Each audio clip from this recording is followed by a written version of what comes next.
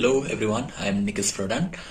Today we will discuss about poultry disease, that is fowl-pox. है fowl-pox भन्नाले के बुझिन्छ भन्दाखेरि यो चाहिँ एउटा भाइरल डिजिज हो हैन, कुखुराहरुमा लाग्ने भाइरल डिजिज हो है। यो चाहिँ भाइरसको कारणले लाग्ने गर्छ है।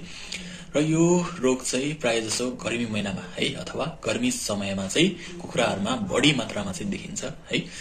र यो रोग लागिसकेपछि कुखुराहरुमा चाहिँ के हुन्छ भन्दाखेरि फोकाहरु आउने हैन, कुखुराको सिउरहरु, अनि त्यसपछि खुट्टाहरुमा चाहिँ फोकाहरु आउने, खटेराहरु आउने हैन, घाउहरु आउने हुन्छ है। र यो रोग लाग्ने मेन कारण भनेको चाहिँ एभी पक्स भाइरसले गर्दाखेरि चाहिँ यो रोग लाग्छ है। अर्को भनेको लामखुट्टेको टोकाइबाट है, लामखुट्टेको टोकाइबाट पनि यो रोग लाग्ने गर्छ अथवा यो रोग चाहिँ सर्ने गर्छ है। त्यसपछि यो रोगको लक्षणहरु है अथवा क्लिनिकल साइनहरु चाहिँ के हुन्छ भन्दाखेरि यो रोग लागिसकेपछि कस्तो कस्तो चाहिँ लक्षणहरु चाहिँ कुखुराहरुमा देखिन्छ भन्दाखेरि कमन सिम्पटम्सहरु चाहिँ अण्डा दिइरहेको कुखुराहरु छ भने एक प्रोडक्सन घटाउने भयो हैन। त्यसपछि कुखुराको ग्रोथ रेट हैन, कुखुराको चाहिँ ग्रोथ रेट पनि के हुने भयो, घट्ने भयो हैन। दाना पानी खान छोड्ने भयो कुखुराले हैन, झुक्राउने भयो हैन, इनएक्टिभ हुने भयो हैन, एकै ठाउँमा बस्ने भयो है। यो चाहिँ के भयो, कमन सिम्पटम्स भयो हैन। अब यसको मेन सिम्पटम्स भनेको चाहिँ दुईटा फर्ममा छ है, दैट इज ड्राई पक्स, अर्को भनेको वेट पक्स है।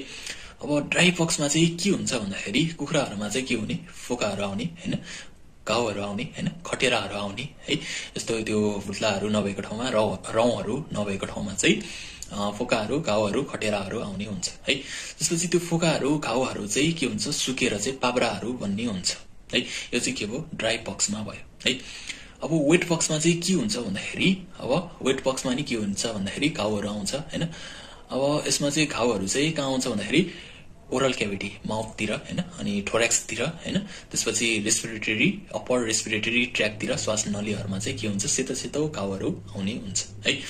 त्यसपछि यो रोगमा चाहिँ आँखा सुन्निने हैन, आँखा सुन्नेर चाहिँ के हुन्छ, आँखा नदेख्ने हुन्छ हैन। अनि फेसहरुमा चाहिँ घाउहरु आउँछ हैन, फेस चाहिँ सुन्निने हुन्छ है। यो भयो वेट पक्स भयो है। त्यसपछि अब यसको डायग्नोसिस चाहिँ, यो रोगको निदान चाहिँ हामीले कसरी गर्न सकिन्छ भन्दाखेरि हिस्ट्री एन्ड क्लिनिकल साइनहरुबाट चाहिँ हामीले चाहिँ यो रोगको निदान गर्न सकिन्छ है। अब हिस्ट्रीको आधारमा चाहिँ हामीले चाहिँ के हिस्ट्री लिन सकिन्छ भन्दाखेरि यो कुखुराहरुमा चाहिँ फोलपक्सको भ्याक्सिन चाहिँ लगाएको छ कि छैन त भनेर चाहिँ हामीले चाहिँ हिस्ट्रीहरु लिन सकिन्छ है। अब क्लिनिकल साइनहरु चाहिँ अघि नै भन्यौं हामीले हैन, क्लिनिकल साइनहरु चाहिँ अब फोकाहरु, घाउहरु आएको छ कि हैन, खटेराहरु आएको छ कि, त्यो चाहिँ हेरेर चाहिँ हामीले चाहिँ यो रोगको निदान गर्न सक्छौं है। त्यसपछि अब ट्रिटमेन्ट है, यो रोगको उपचार है। यो रोगको उपचार कसरी गर्छौं भन्दाखेरि यो रोगको ठ्याक्कै ट्रिटमेन्ट चाहिँ छैन है, नो स्पेसिफिक ट्रिटमेन्ट है। तर हामीले चाहिँ हैन यो रोगको चाहिँ हैन सेकेन्डरी इन्फेक्सन नहोस् भनेर चाहिँ ब्रोड स्पेक्ट्रम एन्टिबायोटिकहरु चलाउन सक्छौं है। एन्टिबायोटिक जस्तै क्लोरटेट्रासाइक्लिन हैन, क्लोरटेट्रासाइक्लिन 1 ग्राम पर लिटर पानीमा चाहिँ 5 दिनसम्म चाहिँ हामीले चाहिँ चलाउन सक्छौं हैन। त्यसपछि ओइन्टमेन्टहरु, मलमहरु हैन, अब त्यो फोकाहरु, घाउहरु छ भने हामीले चाहिँ मलमहरु लगाइदिन सक्छौं हैन। त्यसपछि घाउहरु सुकाउनका लागि हामीले चाहिँ B complex, vitamin B complex पनि हामीले चाहिँ दिन सक्छौं है। यो चाहिँ के भयो, ट्रिटमेन्ट भयो है। त्यसपछि अब यो रोगको कन्ट्रोल, रोकथाम हैन, प्रिभेन्सन चाहिँ के छ भन्दाखेरि सुरुमा चाहिँ यसको रोकथाम भनेको चाहिँ भ्याक्सिनेसन है। कुखुरालाई चाहिँ फोलपक्स विरुद्धको चाहिँ के गर्नु पर्यो, भ्याक्सिन लगाउनु पर्यो है। कुखुरा चाहिँ 42 डेजको हुँदाखेरि चाहिँ फोलपक्स विरुद्धको भ्याक्सिन लगाउनु पर्यो है। यो एउटा भयो। अनि अर्को भनेको चाहिँ बायोसेक्युरिटी मेजर है, बायोसेक्युरिटीहरु चाहिँ हामीले चाहिँ अपनाउनु पर्यो हैन।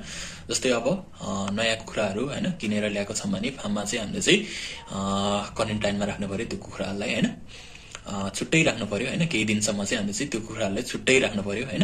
यसरी चाहिँ हामीले चाहिँ क्वारेन्टाइन गरेर बायोसेक्युरिटी अपनाउन सक्छौं हैन। अनि अर्को भनेको सरसफाइमा ध्यान दिनु पर्यो हैन, डिसइन्फेक्सनहरु हैन, डिसइन्फेक्टेडहरु स्प्रे गर्नु पर्यो हैन। अनि अर्को भनेको चाहिँ यो रोग चाहिँ लामखुट्टेको टोकाइबाट सर्ने भएकोले है, लामखुट्टे चाहिँ के गर्नु पर्यो, सकिन्छ भने कन्ट्रोल गर्नु पर्यो है। फार्ममा चाहिँ लामखुट्टे चाहिँ के गर्नु पर्यो, हटाउनु पर्यो है। यो चाहिँ के भयो त, कन्ट्रोल भयो अथवा प्रिभेन्सन भयो हैन। ओके, यति नै थियो। हस्त, थ्यांक यू।